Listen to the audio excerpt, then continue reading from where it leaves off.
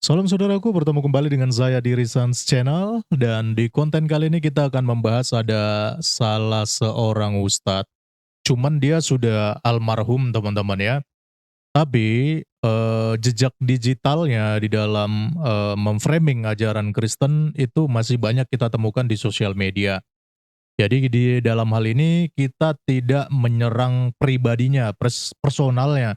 Karena secara pribadi orangnya sudah almarhum, tapi narasi-narasinya itu yang perlu kita luruskan ya teman-teman ya. Oke baik, kita akan mulai setelah yang satu ini.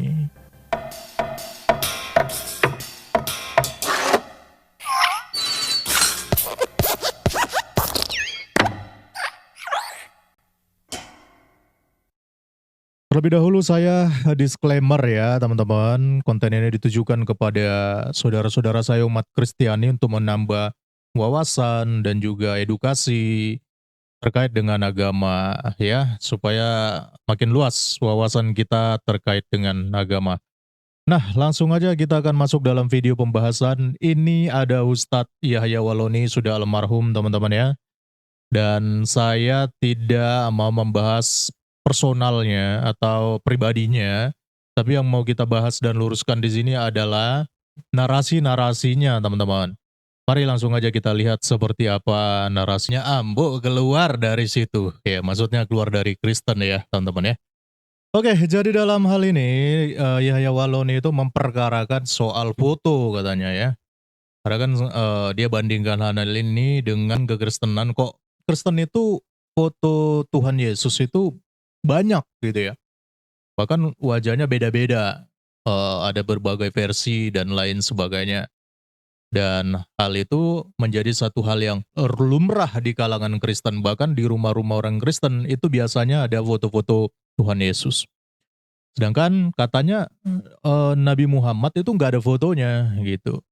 Lalu dia bilang, sedangkan di abad ke-7 saja itu belum ada tukang foto, apalagi di abad pertama gitu. Kok bisa ada fotonya Yesus atau yang dalam hal ini tadi dia sebut Isa ya. Nah, sebenarnya ini standar ganda ya teman-teman ya. Sebenarnya baik itu abad pertama ataupun abad ke-7 itu sama-sama belum ada tukang foto ya. Dan karena belum ada tukang foto maka sama-sama tidak ada fotonya teman-teman. Nabi Muhammad tidak ada fotonya, yes. Yesus juga tidak ada fotonya, ya. Yang ada di dalam dinding-dinding rumah orang Kristen atau bahkan di gereja itu bukan foto. Foto itu kan hasil jepretan dari kamera ya. Tapi itu hanya lukisan, gambaran yang dibuat oleh seniman untuk mengekspresikan bagaimana sosok Tuhan Yesus itu, ya. Makanya hal ini bisa berbeda-beda, karena seniman dari Eropa menggambar begini, seniman dari Cina menggambar begini, seniman dari Afrika menggambar begini, semuanya beda-beda teman-teman, gak ada yang sama wajahnya. Nah kenapa bisa begini? Karena ini hanya sebagai bentuk, ekspresi di dalam, melukiskan, ya, gambaran tentang Tuhan Yesus. Dan orang Kristen nggak mengimani bahwa itu adalah sosok wajah Yesus yang asli, akurat 100% tidak. Itu hanya bagian daripada pajangan kesenian, bagaimana kita mengekspresikan bahwa ya seperti ini kira-kira Tuhan Yesus itu. Tapi itu bukan lukisan asli 100%, ya. Jadi bukan satu hal yang apa ya, yang perlu diperdebatkan sebenarnya, ya, kecuali kalau dikultuskan, dianggap suci, disembah, ya, sedemikian rupa dan dianggap bahwa lukisan itu adalah sosok Tuhan yang asli, itu baru namanya masalah. Tapi selama hanya dalam bentuk, mengekspresikan, tentang seni, saya pikir ya it's okay, selama tidak mengimani bahwa itu adalah sosok Yesus yang asli. Nah, itu yang perlu kita catat. Jadi dalam dalam hal ini sebenarnya ada kesalahan berpikir dari, Ustadz Yahya Waloni. Jadi sekali lagi itu bukan foto dan kita bicara tentang lukisan, bukan foto. Nah, apakah Muhammad itu tidak ada gambar, tidak ada lukisan? Nah, ini saya disclaimer ya teman-teman ya. Mungkin ini agak sensitif karena tahu sendiri umat muslim itu paling anti dengan gambar ya. Bahkan ada hadis ya, ada dalil yang menyatakan bahwa gambar itu bahkan disebut haram. Ya, menggambar makhluk itu haram teman-teman. Walaupun ada perbedaan dalam hal ini. Ya, Islam yang ini ada yang bilang tidak haram, Islam yang ini bilang haram dan lain sebagainya, itu urusan mereka. Nah, kalau kita bicara tentang lukisan Muhammad, itu sebenarnya ada teman-teman. Ya, ada sejarahnya lukisan tentang Muhammad yang diambil berdasarkan literatur Islam sendiri. Nah, ini saya sudah ada beberapa hal yang saya mau tampilkan juga di sini, teman-teman. Ini sebelumnya saya mau tampilkan dulu ada videonya siapa ini? Habib ya, Habib Jafar. Kita dengar sekilas dulu ya apa yang dia katakan dalam videonya ini, teman-teman ya. Masih marah kalau wajah Nabi Muhammad digambar. Ini standar Islam bukan? Sebenarnya itu adalah larangan dalam Islam. Dilarang menggambar wajah Nabi Muhammad. Karena Nabi Muhammad tidak pernah menjelaskan itu. Tidak pernah ada sahabat yang disuruh ngegambar. Sehingga kalau ada yang bilang, oh ini gambar Nabi, maka dia berbohong atas nama Nabi dan tempatnya di neraka. Tapi sejarah Islam itu ada yang namanya Sirah Nabawi. Sejarah Nabi Muhammad. Itu menjelaskan tentang detail Nabi Muhammad secara lahir dan batin sangat detail. Wujudnya juga gitu. Iya wujudnya kan? Wujudnya bukan iya. Hanya Iya. akhlaknya, secara Rambutnya. pola pikirnya, pola rasanya. Tapi secara lahir itu sangat detail. Sehingga kata para ulama, seandainya menggambar itu boleh, bisa tuh digambar Nabi Muhammad. Tapi kan kita menjaga itu demi apa? Agar menjaga keanggungan Nabi Muhammad. Karena kalau enggak nanti setiap orang bikin versinya sendiri sesuai dengan kecenderungannya sendiri-sendiri, dengan klaimnya sendiri-sendiri. Oh, menurut gua begini, menurut gua begitu, menurut gua begitu. Akhirnya itu menimbulkan perpecahan di antara bangsa umat Islam di Nigeria. Nabi Muhammadnya dibuat seperti ini dan lain sebagainya. Dan menurut gua tidak ada relevansi dan signifikansinya. Karena yang perlu diikuti dari Nabi Muhammad adalah sesuatu yang bisa diikuti, yaitu pola pikirnya, pola rasanya, akhlaknya, mindsetnya, dan lain sebagainya. Kalau fisiknya kan nggak bisa diapa-apain. Takutnya dikultuskan juga ya maksudnya Akhirnya ya. juga menghindari pengkultusan. Pengkultusan seperti yang pernah terjadi sebelumnya. Dan sebelumnya itu tidak merujuk kepada satu agama, tapi satu sekte. Ada satu sekte di dua tempat, itu dijelaskan oleh Imam Ghazali, yang dia triteis, menyembah tiga Tuhan. Tapi untuk sebagai teladan, maka dijelaskan, oh rambutnya begini, cara berpakaiannya begini. Itu untuk juga jadi teladan bagi kita. Akhirnya teladannya dapat, tapi pengkultusannya enggak. Kenapa orang Islam? Oke, teman-teman, ada beberapa poin yang perlu kita luruskan di sini ya. Pertama, Habib Jafar bilang katanya menggambar Nabi itu dilarang. Padahal tidak ada dalilnya teman-teman bahwa menggambar Nabi itu dilarang. Saya nggak tahu dalilnya dari mana. Nanti umat muslim boleh tunjukkan dalilnya di mana bahwa menggambar Nabi itu dilarang. Lalu yang kedua, kenapa dilarang? Karena takutnya nanti dikultuskan. Ya, lukisannya dikultuskan dan lain sebagainya. Dan itu bisa mengakibatkan perpecahan umat. Tapi faktanya teman-teman, kalau kita melihat sekarang ya, walaupun tidak ada gambar Nabi, lukisan Nabi, tapi ada banyak kok yang mengkultuskan yang katanya ada rambut Nabi. Saya yakin teman-teman pasti pernah lihat videonya, nanti boleh searching aja. Ada rambut Nabi katanya ditaruh dalam kaca begitu ya, baru dicium sambil menangis dan lain sebagainya. Bahkan ada juga katanya sendal Nabi, baju Nabi, dan lain sebagainya dicium dan lain sebagainya sambil menangis.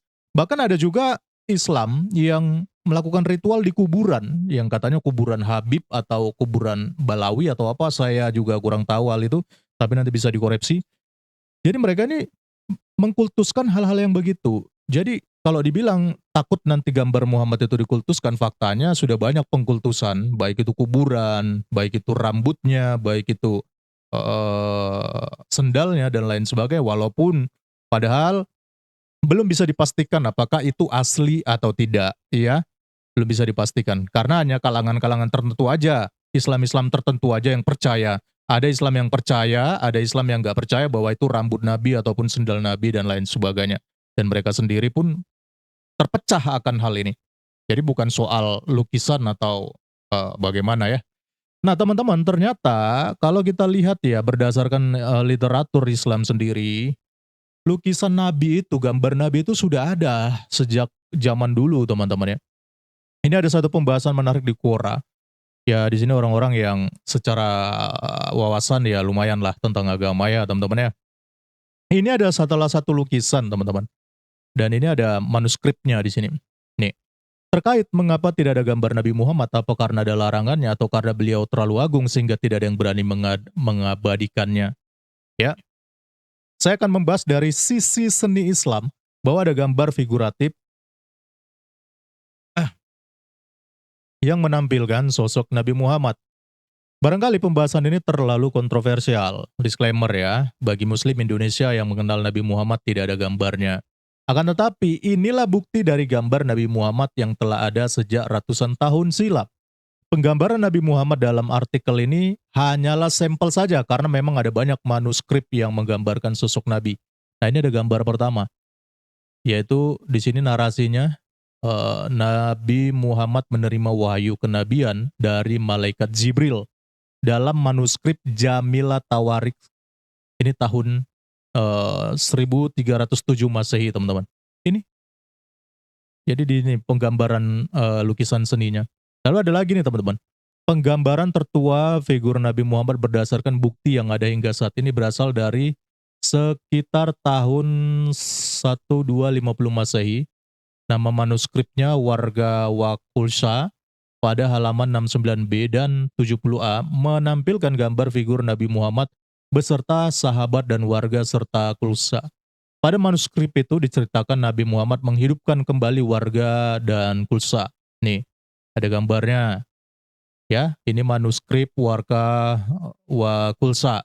Ini ada halamannya juga di sini yang menampilkan sosok Nabi Muhammad. Ini bukan saya yang ngomong ya teman-teman, ini ada literaturnya sendiri ya.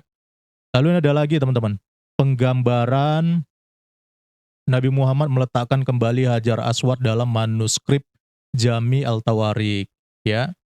Lalu ada lagi Nabi Muhammad dan Abu Bakar saat perjalanan ke Madinah dalam manuskrip Jami Al-Tawarik. Ini juga ada lagi Nabi Muhammad duduk bersama Nabi Ibrahim di Yerusalem saat Isra Mi'raj dalam manuskrip di Mirajnama. Nih teman-teman. Ya, jadi ada nih. Ini seni-seni seperti ini teman-teman. Nah ini ada lagi walaupun wajahnya tidak ditampilkan.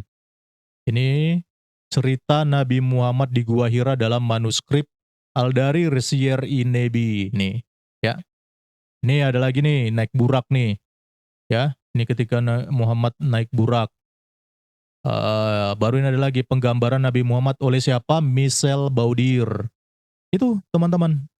Ya, literatur-literatur yang pernah melukis menggambar Nabi Muhammad. Nah, jadi kalau dibilang tidak ada gambarnya, tidak ada lukisannya, itu berarti bohong ya teman-teman ya. Karena sama dengan Kristen juga. Kristen itu kan juga lahir gambar-gambar lukisan Tuhan Yesus kan dari seni-seni seperti ini teman-teman. Nah memang walaupun pada perjalanannya kemudian ini dilarang dan dihentikan ya. Gak boleh lagi menggambar wajah Nabi dan lain sebagainya. Itu kira-kira abad keberapa ya, ada teman-teman. Makanya sampai sekarang itu dilarang ya. Tapi pelarangan itu juga tidak ke semua kalangan Islam. Ini kalau ada literatur juga nih ya. Ini nih dari blognya ini teman-teman. Pelarangan penggambaran Nabi Muhammad mengapa dan apakah berlaku seragam di semua komunitas muslim. Nah kalau kita lihat artikel ini teman-teman, pada bagian ini, melarang menggambar Muhammad itu tidak berlaku bagi semua komunitas muslim. Nih. Namun larangan penggambaran Nabi Muhammad tidak berlaku di semua komunitas Islam. Penganut Islam Syiah misalnya punya pandangan yang berbeda. Hasan Yosefi Eskavari, mantan ulama Iran yang kini menetap di Jerman, kepada BBC mengatakan gambar-gambar Nabi Muhammad bisa ditemukan di banyak rumah warga Iran. Jadi di rumah-rumah warga Iran tuh, ini Iran yang sekarang lagi gejolak nih teman-teman ya. Itu banyak tuh foto-foto Muhammad di rumah-rumah mereka. Dari sudut pandang ini tak ada larangan atas gambar-gambar ini. Gambar ini ada di toko-toko dan rumah-rumah warga. Gambar ini dianggap bukan sebagai penistaan, baik dari sudut pandang agama maupun budaya, ujarnya. Jadi beda-beda ya teman-teman ya. Ada Islam yang melarang Muhammad digambar, ada yang memperbolehkan.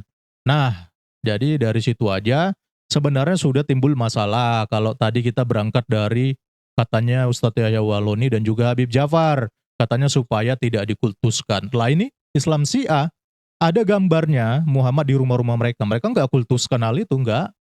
Ya, anggap itu sebagai seni doang ini. Tadi disampaikan oleh Hasan Yosefi Eskafari, dan itu nggak masalah bagi mereka. Nah, jadi kalau memang awal tidak ada niat mau mengkultuskan karena tahu bahwa itu hanya sekedar lukisan, it's okay sebenarnya ya. Karena faktanya sekarang banyak kok kuburan disembah, ya ibadah ritual disembah di kuburan dan lain sebagainya. Justru itu yang harusnya lebih berbahaya gitu ya teman-teman ya. Oke, jadi dari sini kita sudah melihat ya teman-teman bahwa ada kontradiksi sendiri dalam pemahaman Islam tentang penggambaran sosok Muhammad itu ya. Dan ini ada salah satu channel YouTube juga teman-teman. Ini menarik sekali ya teman-teman ya. Channel YouTube ini namanya YouTube Crash Claim ya. Dia bikin video konten judulnya Jangan Bohong, kata siapa Nabi Muhammad tidak boleh digambar. Ini menarik sekali teman-teman ya. Coba kita dengar dulu ya secara singkat ya, apa yang disampaikan dalam YouTube Crash ini, karena ini sangat-sangat memakai literatur teman-teman. Ini ada disclaimer-nya terlebih dahulu di sini ya. Barangkali pembahasan ini terlalu kontroversial bagi Muslim Indonesia yang mengenal Nabi Muhammad tidak ada gambarnya.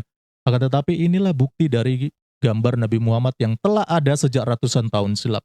Penggambaran Nabi Muhammad dalam video ini hanyalah sampelnya saja, karena memang ada banyak manuskrip yang menggambarkan sosok Nabi. Oke, kita putar. Yesus yang digambarkan secara tidak konsisten. Kemudian Nabi Muhammad, kita juga tidak menemukan gambar aslinya. Seorang Muslim tentunya sudah tahu bahwa hukum dari melukis wajah Nabi adalah tidak boleh. Tapi, banyak di antara kita yang belum mengetahui alasannya. Dan hanya sedikit yang tahu bahwa Nabi Muhammad dulu sudah banyak yang melukisnya. Sering dikatakan bahwa menggambarkan Nabi dilarang oleh Islam, dan kaum fundamentalis menganggapnya sebagai pelanggaran berat. Tetapi ternyata, catatan sejarah jauh lebih rumit dari sekedar kata pokoknya dan pokoknya.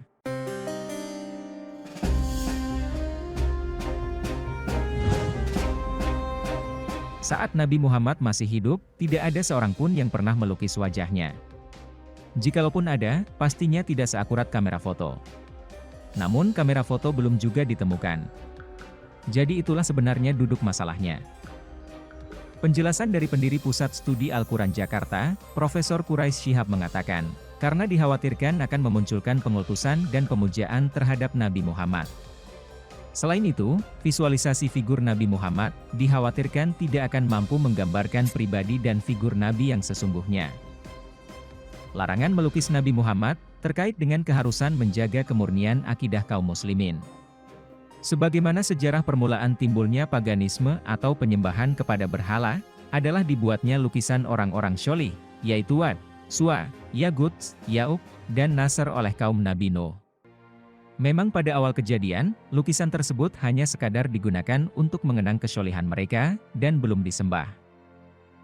Tetapi setelah generasi ini musnah, muncul generasi berikutnya yang tidak mengerti tentang maksud dari generasi sebelumnya membuat gambar-gambar tersebut, kemudian setan menggoda mereka agar menyembah gambar-gambar dan patung-patung orang syolih tersebut. Hadits tentang pelarangannya juga ada, tersirat dalam riwayat Bukhari dan Muslim. Siapa yang berbohong tentang aku secara sengaja, maka hendaklah dia menyiapkan tempatnya di neraka. Namun, walaupun sudah ada larangan meski hanya tersirat, nyatanya, zaman dahulu boleh-boleh saja. Larangan keras menggambar Nabi Muhammad justru muncul di era modern. Tepatnya muncul tahun 2001, saat kelompok Taliban menghancurkan patung megah Buddha Bamiyan. Selain hadits, sebenarnya tidak ada larangan menggambar sosok Nabi Muhammad dalam Quran. Dalam tradisi atau hadis, secara lebih luas, tradisi Islam telah melarang penggambaran figuratif makhluk hidup, terutama manusia. Oleh karena itu, seni Islam cenderung abstrak atau dekoratif. Tradisi Islam Syiah jauh lebih tegas dalam larangan ini. Namun reproduksi gambar Nabi, terutama diproduksi pada abad ke-7 di Persia, banyak ditemukan. Beberapa muslim pada zaman dahulu, terutama dari kalangan elit, bahkan memiliki gambar Nabi yang secara eksklusif mereka koleksi untuk konsumsi pribadi, sebagaimana lazimnya orang kaya Eropa mengoleksi lukisan-lukisan terkenal karya maestro lukis dunia. Di sini saya akan membahas dari sisi seni, bahwa ada gambar figuratif yang menampilkan sosok Nabi Muhammad. Bukti adanya lukisan Nabi pada masa lalu, tercatat dalam kitab Dalailun Nubuwah karya Abu Bakar Ahmad bin Husain al-Baihaqi. Dalam kitab tersebut dikisahkan, Hisham bin As al-Umawi dan seorang sahabat menemui Kaisar Bizantium, Heraklius, guna menyampaikan surat dari Nabi. Pada hari kedua pertemuan mereka, utusan Nabi ini diundang masuk ke sebuah ruangan. Di sana, Heraklius membawa sebuah kotak berisi lukisan-lukisan para nabi dari sejak Adam, Nuh, Ibrahim, Musa, hingga Isa. Terakhir, sang kaisar mengeluarkan sebuah lukisan berwarna putih, tanpa ada hal-hal khusus yang menonjol dalam lukisan tersebut. Ia kemudian bertanya, apakah mereka mengenali gambar tersebut? Hisham dan temannya lalu menjawab, ya, ini adalah Muhammad, Nabi Allah, lalu mereka pun menangis. Selain kisah tersebut, terdapat dua riwayat lain yang menceritakan bagaimana wajah Nabi digambarkan pada masa lalu. Pertama, tercatat dalam kitab Al-Akhbar Al-Tiwal karya Al-Dinawari sekitar tahun 895 Masehi, yang menceritakan kisah serupa di Dalailun Nubuwah, hanya saja tidak disebutkan nama Heraklius. Sedang yang kedua, tertulis dalam Muruj Al-Zahab karya Al-Masudi yang ditulis pada 956 Masehi. Di kitab ini, Masudi menceritakan kisah seorang pedagang Arab bernama Sulaiman, yang tengah menghadap ke Raja Cina. Sang raja bertanya kepada orang tersebut, apakah kamu bisa mengenali Nabi jika melihatnya? Sulaiman menjawab, bagaimana mungkin bisa mengenali, kan Nabi sudah wafat. Sang raja lalu berkata, bukan orangnya, tapi gambarnya. Raja kemudian memerintahkan penerjemahnya untuk menunjukkan gambar Nabi kepada Sulaiman, yang kemudian menangis dan memujinya. Penggambaran tertua figur Nabi Muhammad berdasarkan bukti yang ada hingga saat ini, berasal dari sekitar tahun 1250 Masehi, oleh pelukis yang bernama Abdul Mukmin. Manuskrip Warqowa Gulsyah pada halaman 69b dan 70a, menampilkan gambar figur Nabi Muhammad beserta sahabat, dan Warqo serta Gulsyah. Pada manuskrip itu diceritakan, Nabi Muhammad menghidupkan kembali Warqo dan Gulsyah. Manuskrip Warqowa Gulsyah merupakan bukti otentik penggambaran Nabi Muhammad yang tersisa hingga kini. Invasi Mongol di Anatolia, ditengarai banyak menghancurkan manuskrip, termasuk manuskrip lainnya yang memuat penggambaran Nabi Muhammad dengan halo di belakang kepala, yang memperlihatkan pengaruh gaya seni Yunani kuno. Berdasarkan gaya seninya sendiri, Nabi Muhammad digambarkan dalam seni lukis miniatur Persia. Setelah invasi Mongol, banyak ditemukan pula manuskrip yang berisikan penggambaran Nabi Muhammad dengan gaya seni serupa. Pada abad ke-14 Masehi, mulai semakin banyak penggambaran Nabi Muhammad dalam manuskrip. Hal ini kurang lebih sebagai pengganti dari dimusnahkannya manuskrip oleh tentara Mongol. Manuskrip Jami Al-Tawarikh oleh Roshid al-Din yang terbit di Tabriz, Persia pada tahun 1307 Masehi, banyak menampilkan penggambaran Nabi Muhammad. Manuskrip tersebut memang menceritakan kehidupan Nabi. Indomie, kolaborasi Warmindo Hidden Gem Jogja. Monggo. Mulai dari kelahiran Nabi, digambarkan sang bayi digendong malaikat, sedangkan malaikat satunya seperti sedang memegang lampu penerang. Ketika masih muda berdagang ke Bushro, wilayah antara Syam dengan Hijaz, beliau bertemu dengan seorang rahib Yahudi bernama Buhaira.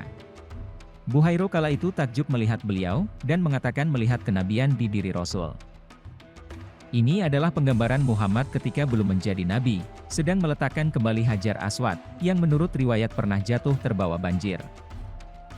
Kemudian ini adalah penggambaran Nabi Muhammad menerima wahyu kenabian dari malaikat Jibril. Penggambaran Isra Miraj dengan mengendarai buruk, juga tak lepas dari goresan kuas Roshid al-Din. Nabi Muhammad menerima pernyataan kalah Bani Nadir, dan memperbolehkan mereka untuk meninggalkan Madinah dengan membawa harta benda selain emas, perak, dan senjata. Selain Jami Al-Tawarikh, penggambaran terhadap figur Nabi Muhammad juga ada dalam manuskrip Mirajnama. Manuskrip Mirajnama berasal dari Tabriz, dan dibuat pada tahun 1317 sampai 1330. Penggambaran Nabi Muhammad di Tabriz sama seperti pendahulunya, yaitu menggunakan seni lukis miniatur Persia.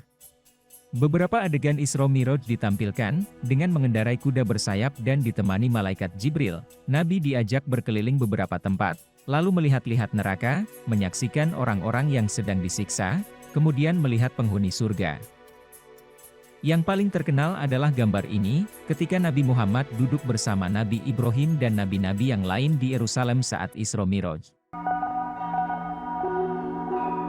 Selain itu, lukisan atau gambar Nabi juga terdapat dalam buku miniatur Nahj al-Faradis karya Mahmud al-Bulgari, dan digambar oleh Al-Sarai pada 1465. Nabi digambarkan sebagai sosok berjubah hijau dan bersorban, tengah menaiki buruk bertemu malaikat. Lalu sekitar 1585 sampai 1995 Masehi, juga ada Raudat al-Safa karya Mirkwan. Mayoritas gambar tentang Nabi yang tersisa saat ini, dihasilkan di Persia, peninggalan dinasti Safawi yang Syiah.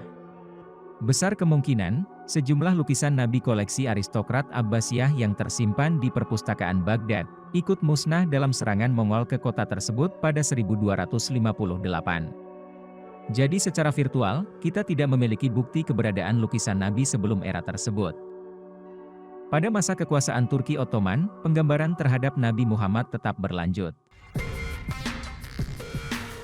Salah satu contohnya adalah manuskrip Al-Darir, Siri Nabi. Manuskrip ini dibuat pada tahun 1595 sampai 1596 Masehi. Hal yang paling membedakan dengan manuskrip sebelumnya adalah, tidak digambarkannya wajah Nabi. Akan tetapi, Nabi digambarkan memiliki lidah api, yang memang pada zaman itu sedang marak. Lidah api atau aureole, merupakan adopsi dari gaya seni Yunani kuno yang menandakan kejayaan. Penggambaran Nabi Muhammad yang lain dan paling jelas memperlihatkan potret wajah, adalah lukisan oleh Michel Baudier ini. Berdasarkan bukti ini, dapat dipahami, bahwa ada gambar Nabi Muhammad dengan konteks cerita kehidupan Nabi sendiri. Al-Quran tidak pernah dengan tegas melarang gambar, meskipun ada pula ulama yang mengharamkan. Pelarangan gambar yang dalam bahasa Arab disebut taswir, paling ketara ada dalam hadis. Yusuf Al-Qardawi dalam Al-Halal wa Al-Haram fi Al-Islam menyebut, gambar atau taswir yang memiliki kesatuan antara bentuk fisik dengan bayangannya, adalah haram. Sedangkan gambar di kertas, dinding, dan sebagainya, yang mana tidak memiliki kesatuan antara fisik dan bayangan, adalah dibolehkan. Pendapatnya ini berdasarkan penafsiran terhadap hadits. Adanya penggambaran Nabi Muhammad, tentu didasari oleh penafsiran terhadap hadits, sebagaimana Yusuf Al-Qardawi yang juga membolehkan. Gambaran fisik Nabi, sebetulnya ada dalam hadis yang dirawikan oleh banyak sahabatnya. Antara lain wajahnya bulat, rambutnya hitam, panjang sampai bahu, alisnya tebal, di antara alisnya ada urat yang nampak, kalau marah matanya bulat sangat hitam, hidungnya mancung, giginya rapih dan sebagainya. Gambar Nabi Muhammad itu, digunakan sebagai sarana edukasi masyarakat pada zaman itu, yang sangat mungkin masih banyak kalangan buta huruf, agar mengetahui dan meneladani kisah Nabi. Christian Gruber, profesor seni Islam di University of Michigan dalam bukunya The Praiseworthy One, The Prophet Muhammad in Islamic Text and Images menjelaskan, salah satu penggambaran paling awal, adalah sebuah manuskrip yang digambar di Anatolia, atau Turki modern. Karena banyak gambar Muhammad berasal dari wilayah Persia atau Turki, lalu banyak orang yang mengatakan mereka adalah Persia atau Syiah, padahal yang bukan Syiah juga banyak. Argumen itu sebenarnya ingin mengatakan, bahwa seni Persia, bukanlah seni Islam, dan Syiah, bukanlah Islam. Namun argumen itu tidak benar, dan tidak berdasar fakta sejarah. Gratis transfer uang, ke bank mana aja, download dah. Gruber menunjukkan, bahwa pada periode tertentu, Iran dan Tanah Ottoman memiliki penguasa dari golongan Sunni. Dan beberapa ilustrasi itu, disponsori oleh pelindung Sunni yang kuat. Hussein Rashid, seorang profesor studi Islam di Universitas Hofstra di New York mengatakan, serangan kekerasan baru-baru ini terhadap penggambaran Nabi yang dituduh jenis penyembahan berhala, adalah suatu ironi yang pahit. Di sisi lain berbalik, malah memuja ego, dan mungkin membunuh pelukis, agar gambar Nabi tidak dibuat. Melukis nabi meski untuk penghormatan sebagai dekoratif, dilarang. Tapi, kecuali jika Anda adalah salah satu dari banyak seniman muslim yang melakukannya. Sebagai penutup, kurang tepat jika ada pendapat bahwa Nabi Muhammad tidak pernah digambarkan. Sejarah seni Islam dari ratusan tahun lalu telah memperlihatkan adanya penggambaran Nabi Muhammad yang juga dipengaruhi oleh gaya seni Yunani kuno, seperti halo dan aureole. Keberanian manusia masa lalu menggambar Nabi, karena mereka memahami Islam secara utuh berdasarkan konteksnya, bukan membaca agama itu secara literal belaka, sebagaimana yang terjadi pada masa dewasa ini. Dalam mempelajari agama, kebanyakan orang hanya fokus mendalami teologi. Itu pun, terbatas pada agamanya sendiri. Kita perlu mempelajari juga agama dari sisi sejarah, bahasa, perbandingan agama, hubungan antar agama, atau keilmuan non-teologi lain. Sehingga, kita tidak merasa paling pintar sendiri, dan jika ada yang berbeda pendapat, tidak langsung mencap kafir, bid'ah, sesat, dan lebih parah kalau sampai tindakan halal darah. Oke, teman-teman, bagus ya videonya ya. Dia paparkan semua secara historis, terus juga literatur yang ada ya, teman-teman ya. Ini dari YouTube Press Claims. Izin tampilkan kontennya. Ada beberapa komentar, teman-teman. Pengetahuan tinggi yang dimiliki admin pasti banyak belajar dengan membawa literatur sebagai bukti. Ya, jadi begitu ya, teman-teman ya. Bahwa tidak tepat kalau dikatakan bahwa Muhammad itu nggak pernah digambar. Karena faktanya ada manuskrip, ada literatur yang pernah menunjukkan data bahwa Muhammad itu pernah digambar. Dan juga ternyata tidak ada bukti ataupun dalil tegas bahwa Muhammad itu dilarang untuk digambar, teman-teman. Nggak ada dalam Quran secara tegas mengatakan melarang menggambar Muhammad. Karena faktanya Islam sendiri ada yang membolehkan menggambar, ada yang tidak boleh ya teman-teman ya. Beda-beda gitu ya. Oke, baik teman-teman. Mungkin sampai di situ dulu pembahasan di konten kita kali ini. Ini sekali lagi tujuannya untuk menambah wawasan terkait dengan statementnya almarhum Yahya Waloni tadi ya. Bagaimana katanya dia bingung gitu, kenapa Yesus ada gambarnya tapi Muhammad tidak ada gambarnya ya, tidak ada lukisannya, fotonya. Nah, kita sudah bantah semua, bahkan juga termasuk tadi narasi dari Habib Ja'far ya teman-teman. Oke, baik, mungkin itu aja yang mau saya sampaikan dalam konten kali ini. Salam kritis, Tuhan Yesus memberkati. Salam.